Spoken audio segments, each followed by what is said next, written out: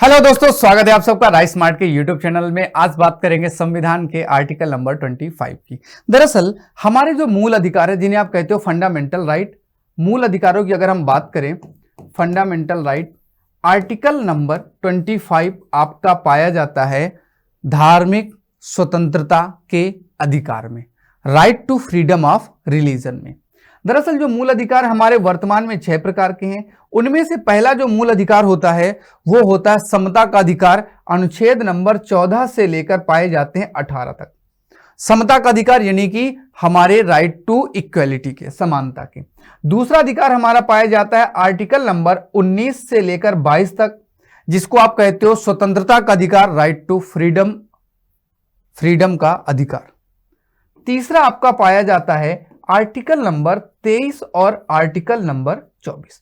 23 और 24 में क्या है? शोषण के विरुद्ध अधिकार, right to freedom against exploitation या राइट अगेंस्ट एक्सप्लॉयटेशन, शोषण के विरुद्ध अधिकार। चौथा आपका होता है धार्मिक स्वतंत्रता का अधिकार, right to freedom of religion, धर्म की स्वतंत्रता। और इसके अनुच्छेद हैं 25 से लेकर 28 तक। आज का हमारा आर्टिकल भी 25 है, तो अर्थात धार्मिक स्वतंत्रता की आज हम चर्चा करने वाले हैं। इसके बाद हम बात करें जो आपका 5वें नंबर का है मूल अधिकार, वो है कल्चरल एंड एजुकेशनल राइट, मतलब संस्कृति और शिक्षा का अधिकार। 29 और 30 में है। इसके बाद छठे प्रकार का जो आपका अधिकार है वो है आर्टिकल नंबर 32 में, राइट टू कॉन्स्टिट्यूशनल रेमेडीज, संवैधानिक उपचारों का अधिकार। कौन सा है? संवैधानिक उपचारों का अधिकार, जिसमें रिट वगैरह आते हैं, जिसे बाबा साहब बी आर अम्बेडकर ने संविधान की आत्मा का, उसकी बात यहां पे। फिलहाल अगर हम बात करें तो आज हम बात करेंगे आर्टिकल नंबर 25 और कल 26, 27, 28 डेली एक आपका चलता रहेगा। वीडियो पसंद आए तो जरूर लाइक कीजिएगा। एक एक पॉइंट आपको पढ़ाऊंगा, आर्टिकल नंबर 25 में क्या क्या लिखा गया है और कैसे लिखा गया है। देखते हैं पहला शब्द क्या है। अंतःकरण की और धर्म की अबाध रूप से मानने, आचरण, प्रचार करने की स्वतंत्रता, right to freedom of his consignment, free profession, practice and propagation of his religion. अपने धर्म, जो भी आपकी इच्छा है, अंतःकरण के साथ उसे मानो, अपनाओ, प्रचार प्रसार करो, इसकी आपको छूट दी गई है। हम पहले एक एक शब्द पर चर्चा करते हैं। सबसे पहले शब्द की चर्चा करते हैं धर्म की, फिर अंतःकरण की करेंगे। धर्म, दरअसल संस्कृत में एक धातु होती है ध्रा धातु, और इस ध्रा धातु का मतलब क्या होता है? धारण करने योग्य। हम धारण दो तरह से चीजें करते हैं, एक आंतरिक रूप से और एक बाह्य रूप से। जैसे मान लीजिएगा मैं मुंह से बोलूं कि मैं बहुत मजाक करता हूं, लोगों को मैं बहुत परेशान करूं, लेकिन अंदर से मैं बहुत कोमल हूं, लोगों की बहुत सेवा करने की मेरी इच्छा हो। दो तरह हो गए।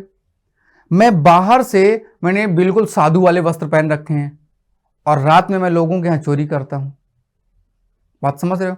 मैं बाहर से मौलवी बना हुआ हूं और अंदर से मैं क्या कर रहा हूं? लोगों से पैसे छीन रहा हूं, लोगों को ब्लैकमेल कर रहा हूं। मतलब एक बाहरी रूप होता है जो बाहर से दिखता है, और एक अंदर से होता है। ये दो तरह से चीजें होती हैं। और धर्म भी दो तरह से धारण किया जाता है। एक धर्म होता है आंतरिक रूप से धारण करना, और एक धर्म होता है बाह्य रूप से धर्म को धारण करना। आंतरिक रूप से धर्म को धारण करने का मतलब क्या है? जैसे मान लीजिएगा कि मैं हिंदू बनना चाहता हूं, तो मैं हिंदू धर्म के क्रियाकलाप अपने दिमाग के अंदर रखूं कि मैं भगवान राम को मानूंगा, मैं भगवान शिव को मानूंगा, मैं दुर्गा जी को मानूंगा। आंतरिक रूप है। बाहरी रूप क्या हो गया? मैंने बढ़िया कपड़े पहन लिए भगवा रंग के, तो लोगों ने कहा पंडित जी हैं। पीले कपड़े पहन लिए, सफेद कपड़े पहन लिए, जो भी पहनना है, बाहरी वस्त्र हो गया। जैसे मान लीजिएगा कि मैंने सर में भी बाल नहीं, मुंह में पूरे सारे बाल मैंने मुड़वा लिए और सारे कपड़े उतार दिए, एक भी वस्त्र मेरे शरीर में नहीं है, तो लोग देख के बता देंगे कि शायद ये जैन धर्म के दिगंबर शाखा के अनुयायी या संत हैं। और पूरे शरीर में सफेद कपड़े पहने हुए हैं, तो हो सकता है कहते ये श्वेतांबर लग रहे हैं बाहर से देख के, और अंदर से मैं कौन? हिंदू हूं। कौन जानेगा? आपने देखा होगा महिलाएं काले रंग के पूरे कपड़े पहन लेती, तो उनको आप कह देते ये मुस्लिम है। जरूरी थोड़ी ना है कि अंदर भी मुस्लिम हो। पुरुष हो सकता है, हिंदू भी काले रंग के कपड़े पहन सकते हैं। तो दो तरह से हम चीजें धारण करते हैं, एक बाहर से और एक अंदर से। धर्म भी दो तरह से धारण होता है, एक बाहर से जो दिखावा पक्ष है, जैसे मैं मंदिर जा रहा हूं, मैं मस्जिद जा रहा हूं तो पता चल जाएगा किस धर्म का हूं, और अंदर से मैं किस भगवान की पूजा करता हूं ये एक अलग हो गया। यहां पे क्या यूज किया गया है, अंतःकरण की, अंतरात्मा से, अंदर से, दिल से, आगे धर्म की, हिंदू, मुस्लिम, सिख, बौद्ध, जैन, ईसाई, पारसी, कोई भी। धर्म किसे कहते हैं, वह एक कर्म कांड का तरीका, एक ऐसी पुस्तक, उसके पूजा स्थल, उसके व्रत, उसके त्योहार होने चाहिए, ऐसी किसी भी एक दशा को हम धर्म के नाम से जानते हैं। जैसे हिंदू धर्म की अपनी एक किताब है, रामायण है, महाभारत है, त्योहार हैं ढेर सारे, और इसमें भगवान है। मुस्लिम धर्म की अपनी एक धार्मिक पुस्तक है, बहुत सारे इसमें जो है महान पुरुष हैं, अल्लाह एक उनका भगवान हो गए, और इनके अपने त्योहार हैं। तो मुस्लिम एक धर्म हो गया। आप क्रिश्चियन में उनकी अपने जीसस हो सकते हैं, पुस्तक हो सकती है बाइबल, उनके अपने त्योहार हो सकते हैं, बड़ा दिन जैसे 25 दिसंबर को आता है। तो कोई भी जिसका अपने त्योहार है, जिसका अपनी धार्मिक पुस्तकें हैं, जिसके अपने देवता हैं, जिसके अपने त्योहार हैं, उसे धर्म की मान्यता प्रदान की जाती है। तो क्या रामकृष्ण मिशन को धर्म माना जाए? नहीं, रामकृष्ण मिशन एक धर्म नहीं है, ये एक धर्म की शाखा है, क्योंकि इनके अपने कोई भगवान नहीं, इनके अपने कोई त्योहार नहीं है, ये एक संस्था है जो हिंदू धर्म के साथ ही जुड़ी हुई है। तो धर्म समझ में आ गया। अब धर्म मतलब हिंदू या मुस्लिम को अंतःकरण से, अंदर से या बाहर से, कहीं से भी आबाद रूप से, बिल्कुल फ्रीली, कंप्लीट मानने, मैं कट्टर हिंदू बन जाऊं, कट्टर मुस्लिम बन जाऊं, कोई टेंशन नहीं है। आचरण करने, सुबह तेजी से उठूं, गंगा में फटाफट स्नान करूं, सूर्य निकलने के पहले सूर्य को प्रणाम करूं, और इसके बाद यंत्र मंत्र जादू जो भी मुझे आता है, जो अपने धर्म के रूप में, मैं सब करूं, प्रचार करूं, अपने पुत्र पुत्रियों को स्वयं लेख निकालूं, उनको भेजूं दूसरे देश में, जाओ वहां पे हिंदू धर्म का प्रचार करो, मुस्लिम धर्म का प्रचार करो। आपने सुना होगा मिशनरी आते थे भारत में, मुस्लिम मिशनरी भी आए और ईसाई मिशनरी भी आए अपने अपने धर्म का प्रचार करने के लिए। बौद्ध धर्म भारत से चाइना गया, इंडोनेशिया गया, जा रहा है। अर्थात आप अपने धर्म का जितना चाहो उतना प्रचार प्रसार करो, कोई टेंशन नहीं है, कोई मना करने वाला नहीं है। उस धर्म के आचरण, आचरण का मतलब कपड़े पहनना, उस शादी विवाह का तरीका, अंत्योष्टि का तरीका अपना है, मनाओ, कोई मना करने वाला नहीं है। फ्रीली छूट दी गई है, अपने धर्म को मानो। लेकिन इसके एक्सप्लेनेशन में कुछ बातें जोड़ दी गई। एक्सप्लेनेशन में क्या कहा गया, पहला पॉइंट ही कहा गया लोक व्यवस्था। लोक व्यवस्था का मतलब क्या हुआ, जहां पब्लिक सोसाइटी है, जहां लोग हैं, जहां बच्चे रह रहे हैं, जहां पे परिवार के लोग रह रहे हैं, सदाचार और स्वस्नाय। सदाचार का मतलब नैतिकता बनाए रखना है, स्वस्नाय मतलब जीवन में कोई दिक्कत नहीं आनी चाहिए, आपको सांस लेने में कोई दिक्कत नहीं होनी चाहिए, आपके हेल्थ में, आपके शरीर में, आपके स्वास्थ्य में कोई दिक्कत उस धर्म से नहीं आनी चाहिए। बढ़ रहा है तो ठीक है, नुकसान नहीं होना चाहिए। इस भाग के अन्य उपबंधों के अधीन रहते हुए, इस भाग में नीचे खंड नंबर 2 मिलेगा, उसके अधीन रहते हुए सभी व्यक्तियों को, सभी व्यक्ति मतलब चाहे भारत का हो, चाहे पाकिस्तान का हो, चाहे बांग्लादेश का हो, अर्थात ये नागरिक के साथ गैर नागरिक दोनों को अंतःकरण की स्वतंत्रता और धर्म के अबाध रूप से मानने, आचरण करने और प्रचार करने का समान हक होगा। अपना धर्म है, अच्छे से मानो, सेलिब्रेट करो, कोई टेंशन नहीं है। हिंदू हो हिंदू बने रहो, मुस्लिम हो मुस्लिम बने रहो, उसके जो क्रिया कांड है, जो कर्म कांड है, सब मानो, अपनाओ, सेलिब्रेट करो, कोई मना नहीं करेगा और इसका समान हक है। जैसे बौद्ध धर्म के लोग अपने धर्म को अपना रहे, वैसे जैन धर्म के अपनाएंगे, वैसे ईसाई धर्म के अपनाएंगे, वैसे क्रिश्चियन धर्म के अपनाएंगे, जो भी है, कोई एक दूसरे को मना नहीं करेगा, सबको अधिकार है।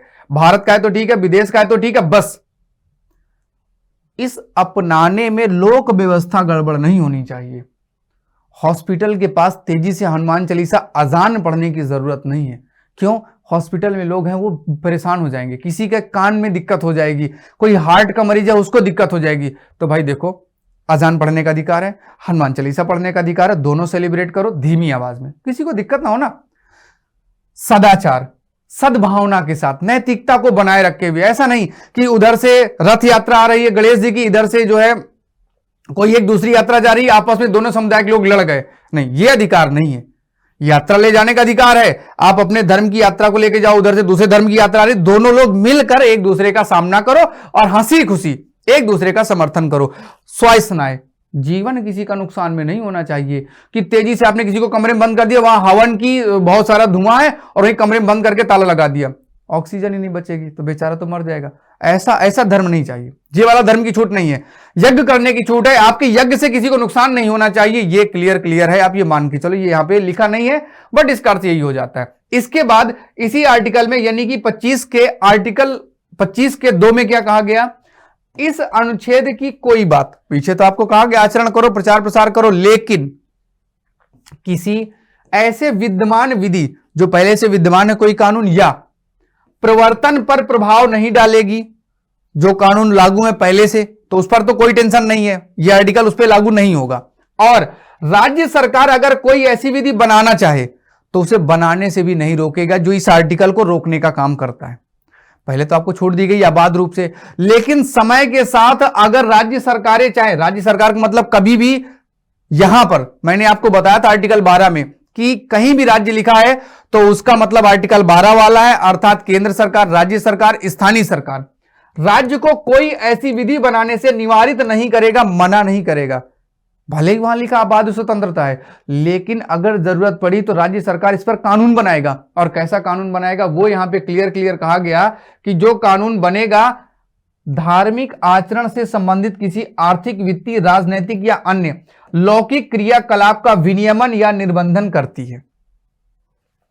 जरूरत पड़ने पर राज्य सरकारें कानून बना सकती हैं धार्मिक आचरण से संबंध किसी आर्थिक, वित्तीय, राजनैतिक, आर्थिक हो, फाइनेंशियल हो, राजनीतिक, पॉलिटिकल हो या अन्य लौकिक क्रियाकलाप का विनियमन, निर्बंधन करती। जैसे मान लीजिएगा कि आपके धर्म में था सती प्रथा और आपको हमारे धर्म में हम सती प्रथा, ये था वा नहीं, बीच में जोड़ा गया, बाद के लोगों ने ऐसे जोड़ दिया और आपको हम तो अब जला देंगे, ऐसा अधिकार नहीं है।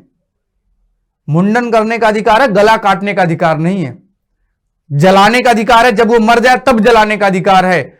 अब देखो पहले क्या था, लोग गंगा में प्रवाहित करते थे, किसी भी आदमी की डेथ हो जाती थी उसे गंगा में प्रवाहित करते थे। अभी भारत सरकार ने मना कर दिया कि गंगा में किसी को नहीं प्रवाहित करना। क्यों?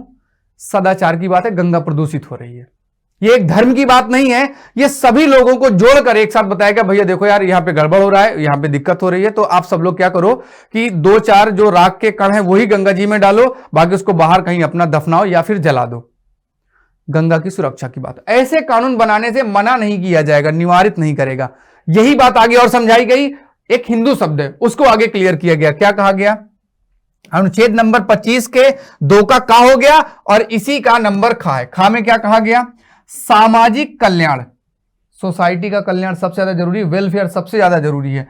सुधार के लिए सार्वजनिक प्रकार के हिंदू,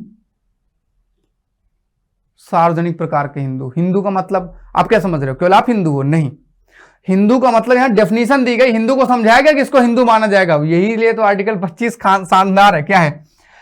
हिंदुओं की धार्मिक संस्थाएं, पूजा पाठ वाली जितनी भी धार्मिक संस्थाएं, सभी की बात है। हिंदुओं के सभी वर्ग, हिंदू के सभी वर्ग मतलब जैन धर्म, बौद्ध धर्म, ईसाई धर्म, सिख धर्म, कौन कौन आएगा हमें नहीं पता, आगे बताया गया है। उनके वर्ग जैसे रामकृष्ण मिशन, आर्य समाज, ब्रह्म समाज, जैसे कि प्रार्थना समाज, ये सभी हिंदू धर्म से निकले हुए हैं। ऐसे ही आपके बौद्ध धर्म से निकले हुए होंगे, जैसे कि आपको मैंने बताया था थेरवाद हो गया आपका, जैसे हीनयान, महायान, स्थविरवाद, महासांगिकवाद, बहुत सारे निकले हुए हैं। वर्ग और अनुभाग, उनके और जो सब पार्ट हो रहे हैं के लिए खोलने का उपबंध करती है। अर्थात हिंदुओं के जितने धार्मिक संस्थान हैं उनमें जो हिंदुओं के अपने छोटे छोटे और पार्ट हैं, सब पार्ट हैं, उन सब के लिए खोले जाएंगे। लेकिन ये है कौन हिंदू, ये आगे बताया गया है। इस बात का स्पष्टीकरण यहां पे 2 जगहों पे दिया गया है। पहले स्पष्टीकरण 2 पढ़ते हैं, फिर 1 पढ़ेंगे। पहले 2 पढ़ते हैं। 2 क्या है? खंड 2 के उपखंड खा, अर्थात यहां का में हिंदुओं के प्रति निर्देश का यह अर्थ है। क्या अर्थ है? कि उसके अंतर्गत सिख, जैन, बौद्ध धर्म, अर्थात हिंदुओं का मतलब जैन, बौद्ध, सिख, जैन, बौद्ध मानने वाले व्यक्तियों के प्रति निर्देश है। और हिंदुओं की धार्मिक संस्थाओं के प्रति निर्देश का अर्थ तदनुसार लगाया जाएगा। जो हिंदुओं की धार्मिक संस्थाएं हैं वो हिंदुओं के लिए तो खुली ही हैं, जो अपने आप को हिंदू कहते हैं। दरअसल हिंदू क्या है, एक जीने की कला है, कोई एक धर्म नहीं, एक पूरी पूरी लाइफ स्टाइल है। हिंदू एक लाइफ स्टाइल है जो बहुत शानदार है। इसमें आगे कुछ धर्म आए जैसे बौद्ध धर्म, जैन धर्म, सिख धर्म, भारत में ही पैदा हुए, हिंदुस्तान में ही पैदा हुए, तो इनको भी हिंदू के ही माने जाते हैं। और आपने देखा होगा कि जब कभी वैष्णो माता जाएंगे आप घूमने, तो वहां पे बौद्ध धर्म के भी कुछ लोग मिल जाते हैं, सिख धर्म के भी लोग मिल जाते हैं।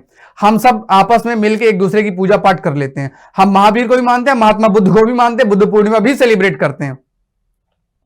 मानते कि नहीं मानते? मानते। तो यही कहा गया कि हिंदू का मतलब क्या होगा, हिंदू भी होगा, बौद्ध भी होगा, जैन भी होगा, सिख भी होगा, क्योंकि ये चारों हिंदुस्तान में ही पैदा हुए हैं। तो ये जितनी भी संस्थाएं जो हिंदुओं की हैं वो सबके लिए खोली जाएंगी। इस आर्टिकल में एक बार ये बात फिर से क्लियर की गई कि यहां पे निम्न जाति का कोई अर्थ नहीं होगा, अस्पृश्यता कहीं नहीं होगी। हर व्यक्ति को सभी धार्मिक संस्थाओं में आने जाने, उनका पूजा करने, उनके जो भी संस्थाएं हैं उनमें आने जाने का, पूजा पाठ करने का पूरा अधिकार आपको मिलने वाला है। अब पढ़ते हैं खंड 1 में क्या बताया गया स्पष्टीकरण में। यहां पे कहा गया कृपाण धारण करने, लेकर चलने सिख धर्म के मानने का अंग समझा जाएगा। उनमें कहा गया 5 चीज। सिख धर्म में 5 चीजें अपने पास हमेशा रखनी होती है, केस, कड़ा, कंघा और कृपाण और कच्छा, ऐसे करके है। अब केस में, कंघा में, कड़ा में, कक्षा में, ये तो हाथ में पहन लो कड़ा, कोई दिक्कत है, कोई मना नहीं करता। आप कृपा ऊपर जो है पगड़ी बांध लो, कोई मना नहीं करेगा। बड़े बड़े बाल रख लो, कोई मना नहीं करता। तो तलवार रखना थोड़ी सी समस्या वाली बात है। कृपाण मतलब अपनी सुरक्षा के लिए रखने, थोड़ी सी बात है। लेकिन सिख धर्म का ये बेस है। मुस्लिम धर्म का बेस क्या? खतना करना, वो अपना उनका एक है। तो भारत सरकार उधर भी इंटरफेयर नहीं करता, कराओ भाई, अब है तो क्या करें। हाँ, इतना कहता है कि साफ सफाई से कराओ और हो सके तो अस्पताल में करा लो, हो सके तो अस्पताल में करा लो। सिख धर्म में है कि वो तलवार लेके चलेंगे, तो हवाई जहाज में भी तलवार लेके जाने का अधिकार है, मेट्रो में भी लेके जाने का अधिकार है। आर्टिकल 25 में क्लियर कह दिया गया, भैया देखो है तो है। तो उनको तलवार रखने का भी अधिकार आर्टिकल 25 में लिखा गया है। ठीक है, अब याद रखेंगे। एक क्वेश्चन आता है, तो सर जी हम अपने धर्म को अपना रहे, क्या हम अपना धर्म छोड़ के दूसरा धर्म भी अपना सकते हैं? धर्म परिवर्तन का अधिकार है? तो सुप्रीम कोर्ट ने कहा यस, प्रत्येक व्यक्ति को धर्म परिवर्तन का मूल अधिकार है, फंडामेंटल राइट, आर्टिकल 25 के तहत है। फादर स्टैंडला करके केस आया, उसमें सुप्रीम कोर्ट ने कहा जबरदस्ती किसी का धर्म परिवर्तन नहीं किया जाएगा। सामूहिक धर्म परिवर्तन भी मना है। मतलब एक साथ 15-20 हजार लोगों को पकड़ के सामूहिक धर्म परिवर्तन करा दिया, तो ऐसा भी कई बार क्या हो जाता है, क्वेश्चन मार्क लग जाता है। हालांकि अब तक का सबसे बड़ा धर्म परिवर्तन हमारे संविधान के जनक बाबा साहब बी आर अम्बेडकर के समय ही बहुत से लोगों ने बौद्ध धर्म को अपना स्वीकार कर लिया था। तो खैर कोई बात नहीं, भारत में धर्म परिवर्तन मूल अधिकार है। जबरदस्ती करोगे तो मूल अधिकार आपका नहीं है। जबरन किसी का धर्म परिवर्तन करना मूल अधिकार नहीं है, नहीं है, नहीं है। ये था आपका आर्टिकल नंबर 25, और फिर मिलेंगे कल आर्टिकल नंबर 26 के साथ। मुझे उम्मीद है आपको वीडियो जरूर अच्छा लगा होगा। एग्जाम के पॉइंट ऑफ व्यू से जितने शब्द थे वो मैंने आपको बता दिए, उनको मैंने एक्सप्लेन कर दिया। मेंस में भी आप इससे आंसर राइटिंग कर सकते हैं। मुझे दीजिएगा आज्ञा, tata bye bye, good night, sweet dream, take care.